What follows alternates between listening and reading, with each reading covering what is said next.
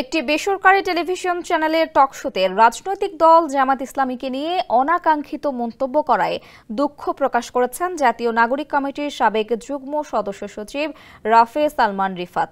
নিজের ফেসবুক পেজে করা এক পোস্টে দুঃখ প্রকাশ করেন তিনি। পোস্টে তিনি লেখেন, মিডিয়ার এক টক শোতে জামাত ইসলামী নিয়ে একটি অনাকাঙ্ক্ষিত মন্তব্য করেছি। এই মন্তব্যটি অপ্রয়োজনীয় ছিল এবং বাংলাদেশের একটি বড় রাজনৈতিক দলের জন্য অসম্মানজনকও ছিল। এই ভুলবশত করা মন্তব্যের জন্য আন্তরিকভাবে দুঃখ প্রকাশ করছি।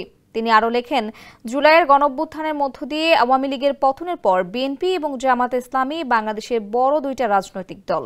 আগামী দিনে এই দুটো দল বাংলাদেশে গণতন্ত্রের অগ্রযাত্রা এবং উন্নয়নে বড় ভূমিকা রাখবে বলেই বিশ্বাস করি।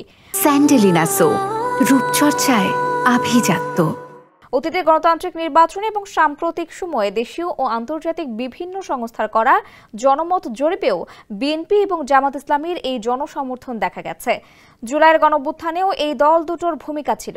জুলাইয়ের গণঅভ্যুত্থানের আকাঙ্ক্ষা ধারণ করে আমরা যারা নতুন প্ল্যাটফর্মের উদ্যোগ নিয়েছি, আমরা বিএনপি, জামাত, এনসিপি সহ সকল রাজনৈতিক দলের প্রতি শ্রদ্ধাশীল এবং সবাই দেশের জন্য একসাথে কাজ করব এই আশা রাখি।